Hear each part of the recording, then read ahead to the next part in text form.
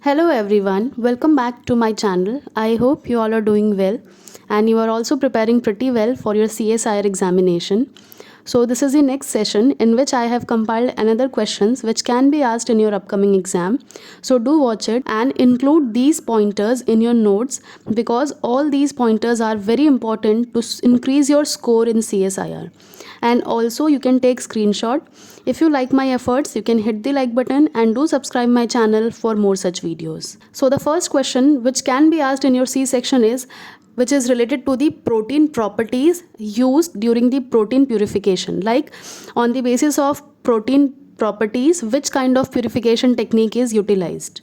So firstly, on the basis of charge, whether the protein is charged or uncharged, which technique can be used? So ion exchange chromatography can be used on the basis of anionic and cationic part. So charge के basis पे जो use होता है purification वो होता है ion exchange, क्योंकि जो अमीनो एसिड्स होते हैं वो चार्ज होते हैं, तो उसके अकॉर्डिंगली वो अपने अपोजिट चार्ज वाले मैट्रिक्स में क्या होते हैं, एम्बेड हो जाते हैं एंड उसके थ्रू हम उसे प्यूरिफाई कर सकते हैं. उसके अलावा आता है साइज़ के बेसिस पर. साइज़ के बेसिस पे कौन सा फिल्ट्रेशन होता है? जेल फिल्ट्रेशन क्रोमेटोग्राफी, या फिर इसे बोला जाता है SEC, that is size exclusion chromatography. यानी बहुत सारे बीड्स एक कॉलम में भरा जाता है. जो छोटे साइज़ के प्रोटीन होंगे they will take larger time to cross and जो बड़े साइज़ के प्रोटीन होंगे वो ईजिली निकल जाएंगे. सो साइज़ के बेसिस पे जो टेक्निक एम्प्लॉय होता है वो होता है जेल फिल्ट्रेशन या size exclusion chromatography. I have already uploaded one video regarding this size exclusion chromatography in simple language. You can check it out. I will provide the link. And after that, on the basis of hydrophobicity, hydrophobic interaction reversed phase chromatography is used. And apart from that, for biorecognition for specific protein, affinity chromatography is used. यानी कि अगर कोई specific protein को आपको elute out करना है तो उसके अगेंस्ट में उसका स्पेसिफिक जो काउंटर पार्ट प्रोटीन है यानी कोई रिसेप्टर आप लगा देंगे, उसको बोलते हैं एफिनिटी क्रोमेटोग्राफी. फॉर एग्जांपल, अगर आपका कोई प्रोटीन ऑफ इंटरेस्ट ये है, this is your protein of interest, and अगर आपने एफिनिटी क्रोमेटोग्राफी में कोई ऐसा मॉलिक्यूल लगाया जो इसे क्या करे, कैप्चर कर ले. So this is known as affinity chromatography, जो स्पेसिफिक प्रोटीन को इल्यूट आउट करने के लिए किया जाता है. अपार्ट फ्रॉम दैट, अगर आप चार्ज, लिगैंड स्पेसिफिसिटी और हाइड्रोफोबिसिटी पे जाएंगे तो आपको अलग टाइप का एक करना होगा. एफिनिटी क्रोमेटोग्राफी आप कर सकते हैं, आयन एक्सचेंज कर सकते हैं और हाइड्रोफोबिक इंटरैक्शन क्रोमेटोग्राफी आप कर सकते हैं. मतलब जो भी यहाँ पे प्रॉपर्टीज़ लिखी है, चार्ज, लिगैंड स्पेसिफिसिटी और हाइड्रोफोबिसिटी, तो उसके अकॉर्डिंगली वेरी करता है chromatographic technique. Now what questions can be asked from this? तो आपको मैचिंग आ सकता है कि XYZ प्रोटीन है साइज़ के बेसिस पर, या फिर आपको बोल सकता है चार्ज के बेसिस पर, एंड ऑप्शन आपको देगा बहुत सारे टेक्निक, उनमें से आपको मैचिंग करना रहेगा. और एल्स इसके अलावा क्या दे सकता है, आपको साइज़ के अकॉर्डिंग दे सकता है. मैंने ऑलरेडी अपने पुराने सेशंस में साइज़ के बेसिस पर क्वेश्चंस करवाए हैं. You can check it out. I will provide the link and please do include in your notes. सारे पॉइंटर्स को आपको इंक्लूड करने होंगे अपने नोट्स में, बिकॉज वो माइंड से आपके स्किप हो जाएगा. जब बहुत सारा यूनिट आप एक साथ कवर अप करते हैं तो की पॉइंट्स को आपको हमेशा नोट डाउन करना चाहिए. तो ये एक क्वेश्चन हो गया. साइज़ के बेसिस पे भी आ सकता है कि एक छोटा साइज़ है, उसके बाद बड़ा प्रोटीन है, उसके बाद उससे बड़ा प्रोटीन है, तो सबसे पहले इल्यूट आउट कौन सा होगा अगर हम उसे कॉलम से पास कर रहे हैं. इस टाइप के क्वेश्चन, किसको कितना ज़्यादा टाइम लगेगा, तो आपको उससे ग्राफ रिलेटेड प्लॉट कर देगा कि मॉलिक्यूल ए को या फिर प्रोटीन ए को इतना टाइम लग रहा है, तो असेंडिंग ऑर्डर, डिसेंडिंग ऑर्डर, तो इस टाइप के क्वेश्चंस आ सकते हैं. Now one more question related to ecology. So traditional environmental issues include which of the following? Please select all that apply. So अगर हम लोग पहले के environmental issues की बात करें, यानी कि बहुत ही ज़्यादा पुराने टाइम की, तो वहाँ पर नेचुरल रिसोर्सेज का कंजर्वेशन पे फोकस किया जाता था, तो ये तो करेक्ट ऑप्शन है. क्लाइमेट चेंज पुराने टाइम पे यानी ट्रेडिशनली देखें तो उस टाइम पे उतना इशू नहीं हुआ करता था, बिकॉज क्लाइमेट चेंज जब ओवर पॉपुलेशन हुआ उसके बाद से उसका कॉन्सिक्वेंस हुआ वो. यानी जैसे जैसे पॉपुलेशन ग्रो होते गया, एंथ्रोपोजेनिक एक्टिविटीज़ से पोल्यूशन का जो लोड है वो जैसे जैसे बढ़ने लगा, वैसे वैसे क्लाइमेट में ऑल्टरेशन देखने को मिला. तो ये बहुत पुराना नहीं था. पुराना जो हमारा एनवायरनमेंट था, अर्थ था, उसमें पोल्यूशन का लेवल थोड़ा सा कम था कंपैरेटिवली. अभी के अगर हम लोग लेवल से कंपेयर करें तो तो क्लाइमेट चेंज इशू नहीं था ट्रेडिशनली, तो ये वाला ऑप्शन एक नहीं होगा, यानी हमारा ये ऑप्शन सही नहीं है। पॉल्यूशन इशू था हमेशा से ही। एक्सप्लॉयटेशन ऑफ मैरिटाइम रिसोर्सेज ये भी था। तो इस क्वेश्चन का करेक्ट आंसर क्या होगा? तीनों ही करेक्ट आंसर होंगे, ए, सी एंड डी। क्लाइमेट चेंज जो है, क्लाइमेट चेंज पे फोकस कब किया गया? क्लाइमेट चेंज पे फोकस किया गया आफ्टर द 1990s, जब ओवर पॉपुलेशन हुआ, एंथ्रोपोजेनिक एक्टिविटीज़ इतनी ज़्यादा बढ़ गई कि जो पॉल्यूशन का लेवल है वो पहले और बाद के कंपैरेटिवली में बहुत सीवियर फोल्ड्स हाई हो गया। तब जाके वो अलार्मिंग सिचुएशन क्रिएट होने लग गई एंड वो एक एजेंडा बन गया कि हमें क्लाइमेट चेंज जो हो रहा है due to pollution, due to over population, उसे हमें समहाउ मैनेज करना होगा। Now next question, what is the drug antagonist of estrogen? Actually this will be M, not N. Tamoxifen, metformin, glucophage, Victoza. So सबसे पहले तो drug antagonist क्या होता है वो मैं बता देती हूँ। ड्रग एंटागोनिस्ट का मतलब होता है, जैसे सपोज ए ड्रग जो है वो बी ड्रग को क्या करे, या तो इनहिबिट करे या पूरी तरह से उसके फंक्शन को किसी भी तरह से ब्लॉक करे।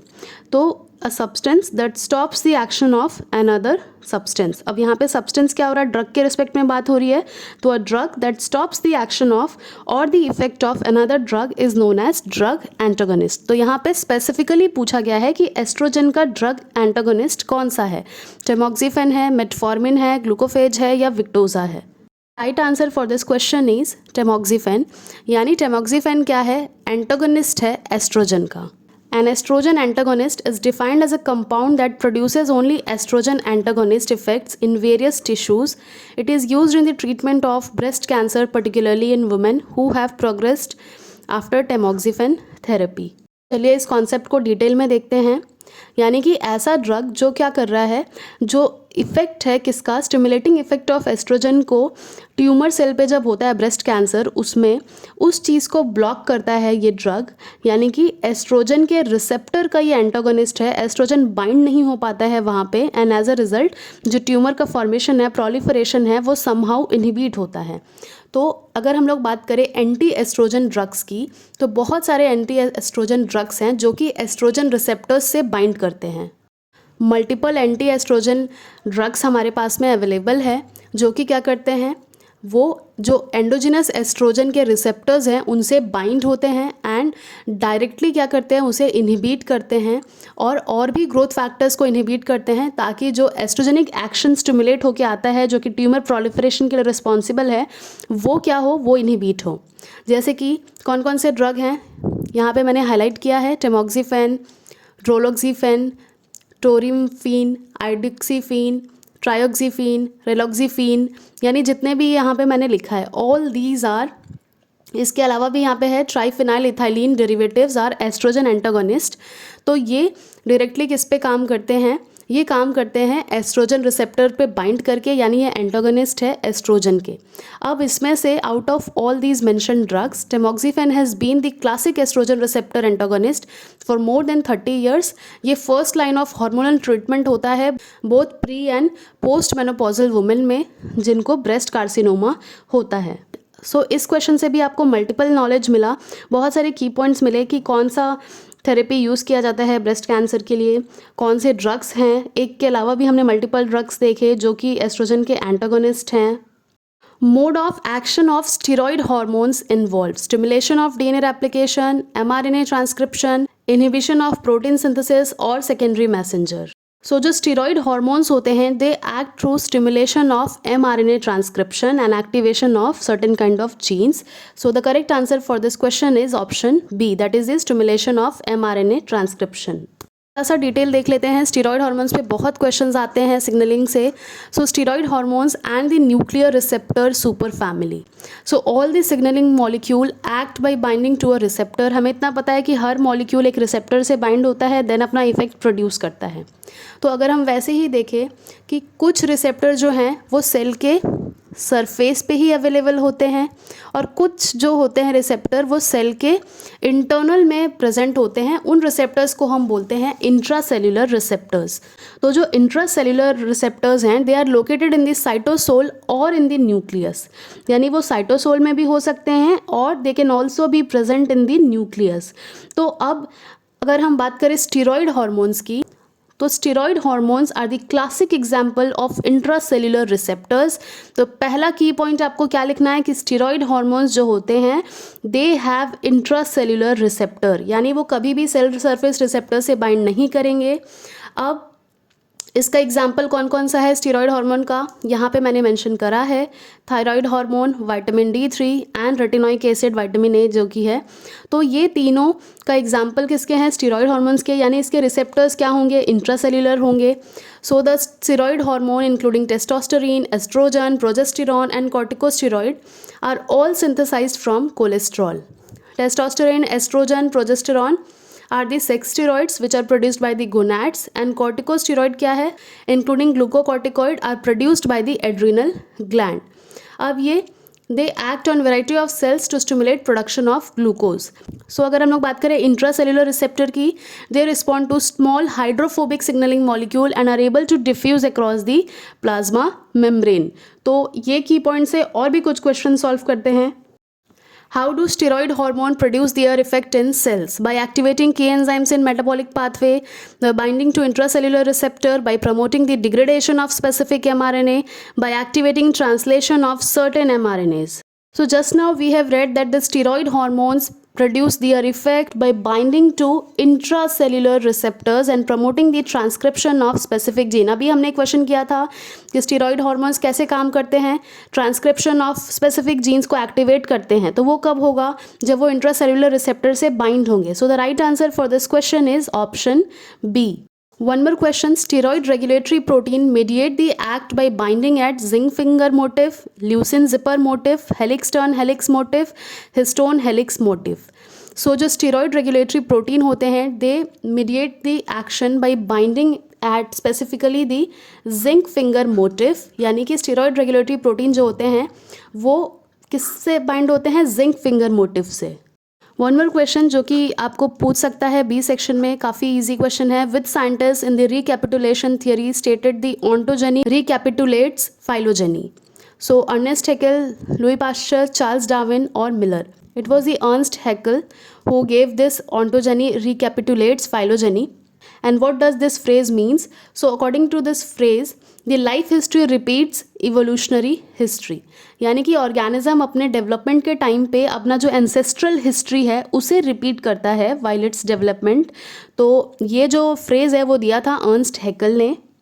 नाउ वन मोर क्वेश्चन जहाँ से डेफिनेटली क्वेश्चन आपको देखने को मिल सकता है सी सेक्शन में या फिर बी सेक्शन में आपको मिल जाए, या इसको ब्रेक कर करके वो बी सेक्शन में भी पूछ सकता है. It is the taxonomical hierarchy, यानी किस लेवल में हम किसी भी ऑर्गेनिज्म का क्लासिफिकेशन देते हैं. So the highest level is kingdom, यानी सबसे पहले हम किंगडम बताते हैं. एंड जो सबसे लोएस्ट लेवल होता है वो होता है सब स्पीशीज़ का. यानी जैसे आप देखें कि हम स्टार्ट करते हैं किंगडम से, यानी हमने स्टार्ट किया किंगडम से हमने स्टार्ट किया कि वो प्लांट का है या फिर एनिमल का है, प्लांटी एनिमेलिया ऐसे करके. उसके बाद फाइलम में जाते हैं, फाइलम के बाद सब फाइलम के बाद सुपर क्लास. अब देखा जाए जब भी आपको वर्ड दिखे सुपर क्लास और उसके अलावा सुपर फैमिली, तो ये जो चीज़ें हैं वो जो क्लास है उसके ऊपर आएगा. अब कन्फ्यूजन कहाँ होता है, अगर आपको क्वेश्चन में ये पूछ ले कि सुपर फैमिली कब आएगी या सुपर क्लास कब आता है, किस सीक्वेंस में आता है, तो आपको ये ध्यान रखना है कि अगर आप सुपर क्लास की बात कर रहे हैं तो वो जो नॉर्मल क्लास होता है उसके पहले आएगा. एंड लाइकवाइज फैमिली की अगर बात कर रहे हैं सुपर फैमिली की, तो super family will come first and after that family will come. तो इस तरह से आपको ध्यान रखना है. लाइकवाइज सब क्लास के बाद आएगा सब क्लास, यानी कि इसके अंदर का ही कैटेगरी सब कैटेगरी होगा. और उसके बाद आएगा इंफ्रा क्लास, फिर कोहर्ट, ये भी आजकल पूछने में आ रहा है, जो कि इंफ्रा क्लास के बाद का है. यानी आप ऐसे मान के चल सकते हैं क्लास के बाद कोहर्ट आता है. अगर आप सिंपल देखें, किंगडम, फाइलम, क्लास, उसके बाद कोहर्ट, उसके बाद ऑर्डर, उसके बाद फैमिली, उसके बाद ट्राइब, उसके बाद जीनस के बाद स्पीशीज़. ये सीक्वेंस आपको फॉलो करना है. Kingdom, phylum, class, cohort, order, family, tribe, genus, species. अगर आप इतना याद रख लेंगे तो आपका काम बन जाएगा. कोहर्ट के बाद सुपर ऑर्डर आता है, जैसे कि मैंने बताया ऑर्डर के पहले ही सुपर ऑर्डर आएगा. लाइकवाइज फैमिली के पहले सुपर फैमिली, क्लास के पहले super class, and after that सब ऑर्डर, जो ऑर्डर का ही सब कैटेगरी होगा. उसके बाद इंफ्रा ऑर्डर, जैसे कि आया था सब क्लास के बाद, फिर सुपर फैमिली, फिर फैमिली, देन सब फैमिली, उसके बाद ट्राइब पूछ सकता है, कोहर्ट पूछ सकता है, एंड जो ये इंफ्रा वाली चीज़ें हैं वो पूछ सकता है. So please note it down in your notes. This can be definitely asked in your examination. Now anti predator adaptation, जो कि बहुत ज़्यादा पूछा जाता है एग्जाम में. एंटी प्रेडेटर एडेप्टेशन क्या बोलता है? एंटी प्रेडेटर एडेप्टेशन का मतलब है कि जब भी प्रेडेटर अटैक करता है प्रे पे, तो जो प्रे है वो क्या कॉन्सेप्ट लेके चलता है अपने माइंड में कि मुझे कैसे अपना डिफेंस शो करना है ताकि मैं प्रेडेटर के अटैक से बच जाऊं. So this kind of defence mechanism is known as anti predator adaptation. So we have cryptic colouration, Batesian mimicry और Mullerian mimicry as an anti predator. यानी कि मोस्ट इंपॉर्टेंटली ये तीन जो मैकेनिज्म हैं वो शो करते हैं organisms to have an anti predator adaptation. So cryptic coloration की बात करें, सो क्रिप्टिक कलरेशन में क्या होता है, अलग अलग कलर्स एंड पैटर्न्स आते हैं प्रे के बॉडी में. तो वो क्या होता है, वो क्या जिस भी बैकग्राउंड में वो स्टे कर रहा है, जिस भी हैबिटाट में, उसके अकॉर्डिंग वो ब्लेंड हो जाता है एंड वो जो प्रेडेटर है उससे आइडेंटिफाई या रिकग्नाइज नहीं हो पाता क्योंकि वो एनवायरनमेंट के कलरेशन के से वो मैच कर गया है एंड वो दिखता नहीं है. So animals are protectively coloured blending into the background of the normal environment. Example के लिए फिश, रेप्टाइल्स एंड बहुत सारे बर्ड्स में क्रिप्टिक कलरेशन देखने को मिलता है. नाउ उसके अलावा बेट्सियन मिमिक्री. मिमिक्री क्या होता है, कुछ एनिमल्स जो एक ही हैबिटाट में रहते हैं वो क्या करते हैं, वो रिजेंबल करते हैं या मिमिक करते हैं. किसे मिमिक करेंगे? जो टॉक्सिक स्पीशीज़ हैं उनको मिमिक करेंगे ताकि जो प्रेडेटर है वो सोचे कि डिस्पाइट वो इनएडिबल है या फिर हार्मलेस नहीं है, लेकिन वो उसके जैसा कलरेशन मिमिक कर रहा है जो पॉइजनस है उसको, टॉक्सिक वाले को, तो वो प्रेडेटर के अटैक से बच जाएगा. तो इसे बोला जाता है बेट्सियन मिमिक्री. यानी कि जब मैं यहाँ पे शॉर्ट में लिख देती हूँ, आप की पॉइंट इंक्लूड कर सकते हैं. यानी कि जब हार्मलेस स्पीशीज़ किसे मिमिक करता है, हार्मलेस स्पीशीज़ मिमिक करेगा किसे? टॉक्सिक स्पीशीज़ को, टॉक्सिक स्पीशीज़ को, सो दैट वो प्रेडेटर के अटैक से बच जाए. इस टाइप के मिमिक्री को बोलते हैं बेट्सियन मिमिक्री. अभी मैं डायग्राम से भी समझाऊंगी. Now Mullerian mimicry. Mullerian mimicry क्या होता है? मेनी अनपैलेटेबल और venomous species share a similar colour pattern. यानी कि बहुत सारे जो पॉइजनस स्पीशीज़ होते हैं, इनएडिबल स्पीशीज़ होते हैं, वो एक टाइप का कलरेशन शो करते हैं ताकि प्रेडेटर उन्हें देखे और वो समझ जाए कि सब के सब कैसे हैं, सबके सब टॉक्सिक हैं, एक जैसा कलर है सबका. एक ही ऑर्गेनिज्म को भी देखे और दूसरे ऑर्गेनिज्म को किसी और जगह पे देखे तो वो सोचे कि ये वही वाला स्पीशीज़ है बिकॉज इट लुक सिमिलर, तो वो उसे हार्म नहीं करेगा, वो उसे नहीं खाएगा एंड देयर हाउ वो अपना प्रोटेक्शन वहाँ से करेंगे. So all are unrelated species with a shared colour pattern that function to keep predator away. ये की पॉइंट प्लीज़ इंक्लूड कर लीजिए कि जितने भी अनरिलेटेड स्पीशीज अलग अलग रहते हैं लेकिन उनका बॉडी कलरेशन पैटर्न वो एक दूसरे से रिजेंबल करता है सो दैट वो अपना एंटी प्रेडेटर जो इफेक्ट है वो शो कर सके. बेट्सियन मिमिक्री का भी ये पॉइंट इंक्लूड कर दीजिए. The resemblance of a palatable edible species to an unpalatable species is referred to as Batesian mimicry. यानी हार्मलेस स्पीशीज जो है जो कि एडिबल है वो टॉक्सिक इनएडिबल स्पीशीज को क्या करता है, मिमिक करता है. So this is the example of Batesian mimicry. यानी इसमें क्या होता है, ये जो वाइसरॉय बटरफ्लाई है एंड मोनार्क बटरफ्लाई है, जो ये बटरफ्लाई है वो नॉन टॉक्सिक है, यानी कि ये जो है वो एडिबल होती है एंड ये जो है वो नॉन एडिबल होता है. मोनार्क जो है टॉक्सिक होता है, तो जो वाइसरॉय बटरफ्लाई होती है वो सिमिलर कलर शो करती है मोनार्क जैसा. ये अगर आप इसको देखेंगे एक जगह पे और इसको देखेंगे you will be enable to recognise कि आपने मोनार्क देखा कि वाइसरॉय देखा. So this is the Batesian mimicry. यानी कि एडिबल स्पीशीज़ टॉक्सिक स्पीशीज़ को इनएडिबल स्पीशीज़ को मिमिक कर रही है ताकि वो क्या करे, बच जाए अपने प्रेडेटर से. तो this type of mimicry is known as Batesian mimicry. A harmless prey species evolves a resemblance to the harmful species. आपको याद रखना है harmless harmful को कॉपी करता है. उसके अलावा एग्जाम्पल है harmless king snake evolves the red yellow and black pattern of a venomous coral snake. जो किंग स्नेक है वो मिमिक करता है किसे, वेनमस कॉरल स्नेक को. So this is also an classic example of Batesian mimicry. Now back to the Mullerian mimicry. ये सारे जो एग्जाम्पल हैं क्या क्या हैं इसमें, black and yellow stripe bodies of social wasp and also the solitary digger wasp and caterpillar जो कि सिनाबार मॉथ है। तो इन सब का देखिए सब एक दूसरे से अनरिलेटेड है, सब एक दूसरे से अनरिलेटेड है। स्टिल सिमिलैरिटी किस चीज़ में है? बॉडी कलरेशन में, बॉडी पैटर्न में। एंड ये तीनों जो हैं वो एक जैसे दिख रहे हैं, तो प्रेडेटर एक को भी देख के सोचेगा कि ये सब वही वाला स्पीशीज़ है जो कि क्या है, टॉक्सिक है, उसे वो उसके अटैक से बच जाएगा। सो this is the Mullerian mimicry, जब अनरिलेटेड स्पीशीज़ सारे ही एक टाइप का कलरेशन शो करते हैं। सो आई होप इन दोनों में ही डिफरेंसेस आपको पता चल गया हो अच्छे से। नाउ यहाँ से जहाँ से क्वेश्चंस आ सकते हैं, class of gene transcribed by eukaryotic RNA polymerase, ये हर बार ये क्वेश्चन आता है जो कि बहुत इजी है। आप ये मत सोचिए कि सिर्फ मैचिंग के फॉर्म में एक क्वेश्चन आएगा, इजी वे पे तो क्वेश्चन इतना आएगा नहीं CSIR में, तो ये सेंटेंस के फॉर्म में आएगा। यानी कि बहुत सारे जो C सेक्शन के क्वेश्चन होते हैं ऑप्शन एलिमिनेशन वाले, उनमें से एक स्टेटमेंट ये भी रहता है कि सपोज आपको क्वेश्चन दे दे कि mRNA synthesized by RNA polymerase 3, तो वो क्या है, वो रॉन्ग स्टेटमेंट है because it is synthesized by the RNA polymerase 2। तो mRNA का तो वैसे भी याद रहता है, उसके अलावा tRNA, rRNA के भी जो इतने सारे सब यूनिट्स है 5S, 5.8S, 18S, 28S, तो अगर उसमें लिख दे कि ये जो सिंथेसाइज है वो होते हैं थ्रू RNA पॉलीमरेज 2, 3, तो उसके थ्रू भी आप ऑप्शन को गलत या सही कर सकते हैं जैसा भी वो स्टेटमेंट दिया है।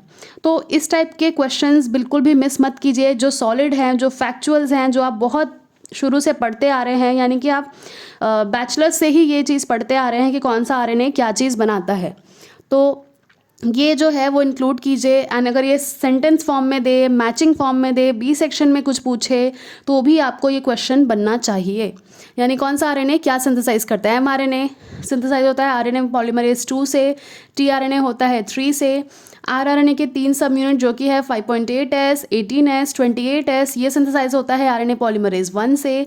5S जो है स्मॉलर सब यूनिट, वो होता है RNA पॉलीमरेज 3 से। एंड लाइकवाइज जो स्मॉल न्यूक्लियोलर RNA है एंड जो स्मॉल साइटोप्लाज्मिक RNA है वो सिंथेसाइज होते हैं किससे? RNA पॉलीमरेज 2 एंड 3 से। माइटोकॉन्ड्रियल जीन किससे सिंथेसाइज होते हैं? माइटोकॉन्ड्रियल RNA पॉलीमरेज से। एंड लाइकवाइज क्लोरोप्लास्ट जीन जो ट्रांसक्राइब होते हैं वो होते हैं क्लोरोप्लास्ट RNA पॉलीमरेज से। So include this in your notes and बहुत अच्छे से ध्यान से क्वेश्चंस को पढ़िए कि RNA पॉलीमरेज का कौन सा वेरिएंट लिखा है, 1, 2, 3, उसमें भी बहुत बार गलतियाँ देखने को मिलती हैं। सो this is all for today. I hope you liked it, and if you want to connect with me for any kind of assistance while you are preparation for any examination related to life sciences, or if you are in research, you want some help related to your PhD, then also you can ping me. So you can book the available slots according to your convenience, and do let me know. I will be happy to help all of you. Thank you so much for watching. Like, share and subscribe for more.